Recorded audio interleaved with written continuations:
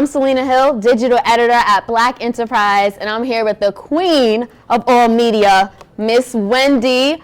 How you doing? How was I? How you doing? Okay, there it is, right there. So Selena's telling me behind the scenes that she's 31 now, but that she's from New York and she's been listening to me all of her life from the radio. Yes. So here's another person that I've raised.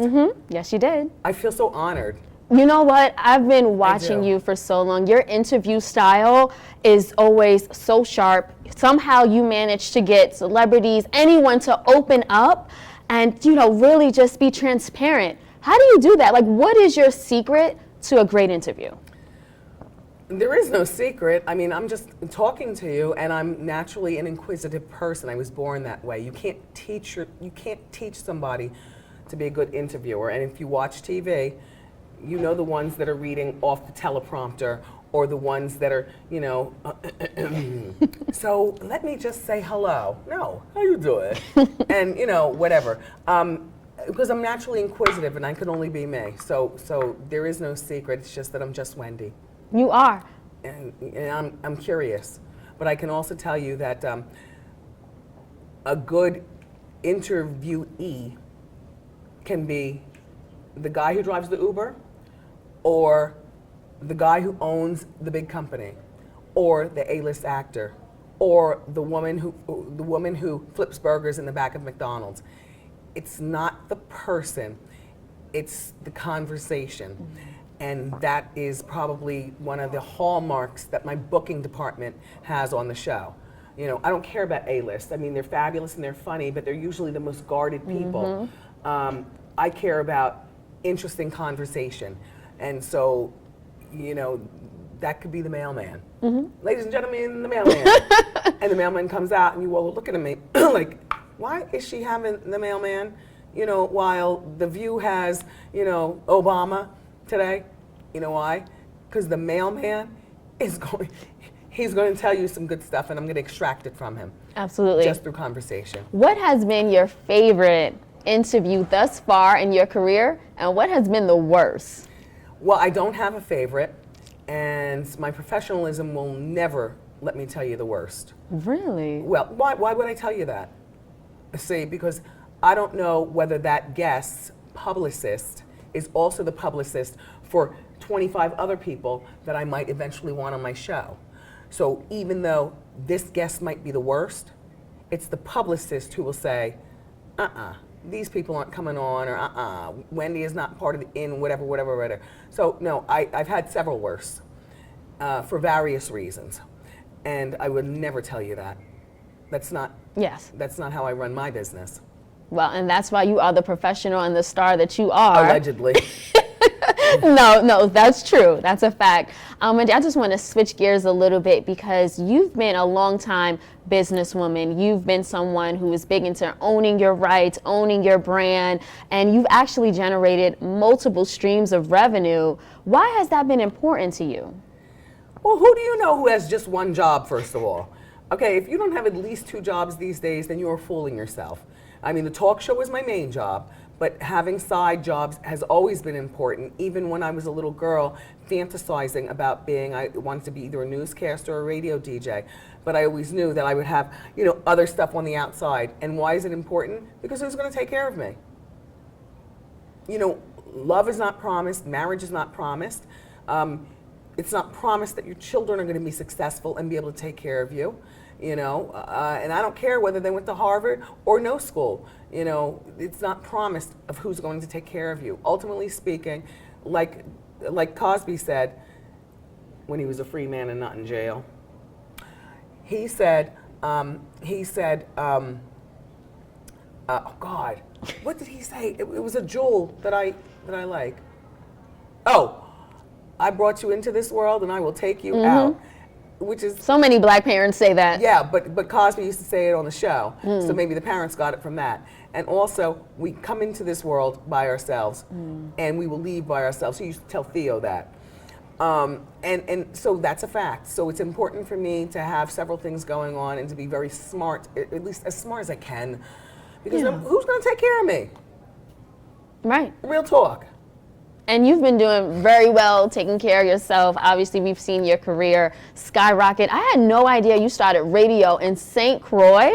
That's No, where you? I started in college, actually. Right, in college, and then your first professional job was in? $3.95 an hour in St. Wow. Croix, U.S. Virgin Islands. I got the job, because this is before the internet, out of the back of Radio and Records magazine, which is a trade magazine. I don't even know if they still publish. And they used to, list jobs available and stuff.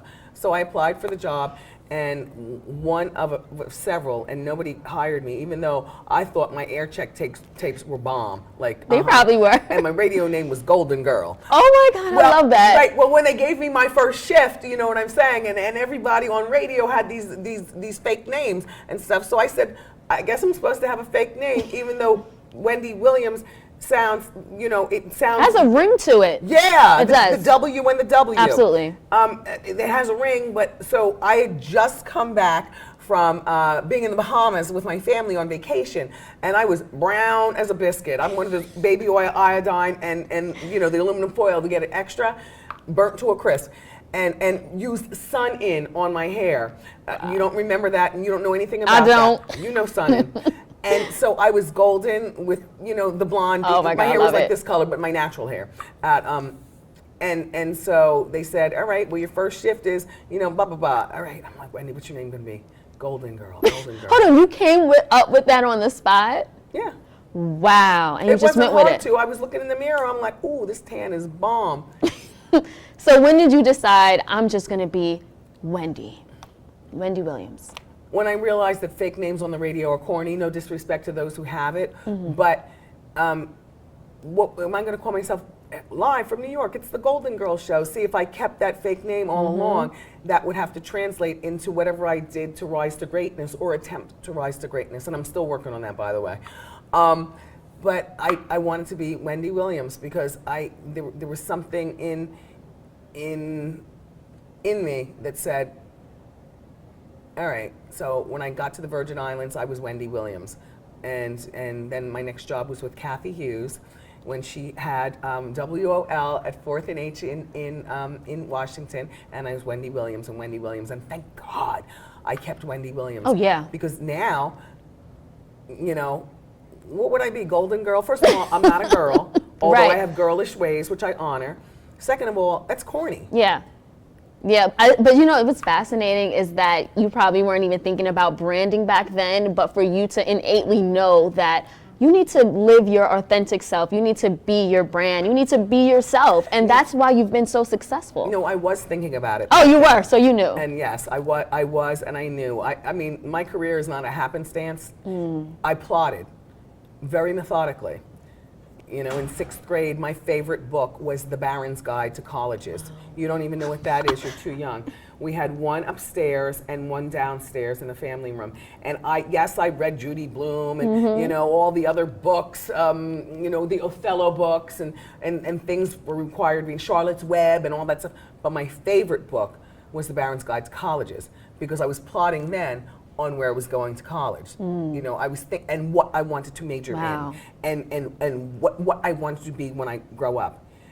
Back then, I knew I wanted to be, like I told you, a newscaster or a radio personality.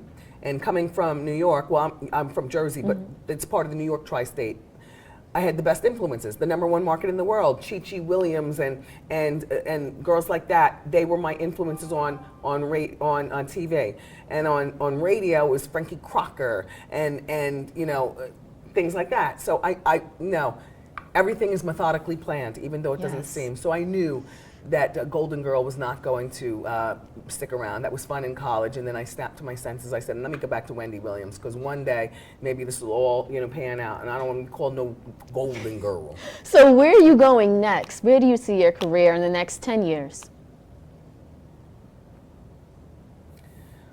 I know where I want to go. I'll only give you what I want you to know. Okay, we'll take it. But in a nutshell, I want to be a great influencer of charity work. I want to help, get those nasty crack pipes and bums out of children's parks and the rats, which are a terrible problem in the city. Oh, Lord. I want to be part of that. I want not just attending the committee meetings, but I want to be on my hands and knees or with one of those pickers. Maybe in 10 years I won't be able to bend, but I want to do charity. I also want to be teaching on the college level in the communications department, because I feel as though those who can't teach, and for a girl like me, it made me want to cut class most of the time and go to my internship that I acquired myself, because my professors at Northeastern, bless them, but they never held a mic in their life. What are you telling me about how to be a jock or how to be a newscaster or anything like that? You're a professor, you majored in communications, but you never did it. Right. See, so I want to be professing. I want to take a class with Wendy. I would go back to college just to take your class. You. Absolutely. Are you kidding me? Yeah, I want to do that. I still want to, I want to be producing TV behind the scenes. I mean, at that point, just behind the scenes, even though I am on with my show, but I really enjoy giving other people opportunities, and I really enjoy moving all the pieces on the board. And you don't do that by always just being the talent. You know what I mean? I'm an executive producer. Yes, you are. And that's what I want to keep going, so that's it in a nutshell. And hopefully, that's a lot. If I keep moisturizing in 10 years, I'll still be dateable. Oh, of course. Of course. That's non-questionable. Lastly, Wendy, if you could give your 25-year-old self some of your famous Ask Wendy advice, what would it be? Hold your tongue and show them in success. People who do you wrong, you don't curse them out. You don't then become successful and come back and say, you didn't help or whatever. No. The best revenge is hold your tongue, smile politely, and give them that knowing look. Because the people who do you wrong, see, they know it when they see you. Oh, hi. Good. Oh, look, I have to go over here. Have a nice day. You look great, by the way. God bless you. Yes. Have a blessed day. Yes, and that is the best crow to make people eat. That right there. So that's what I do. And that's what I would tell my 25-year-old self. Wendy, I don't know where this career is going. But I was popular on the radio in New York at that point. But show them with a smile and that knowing look.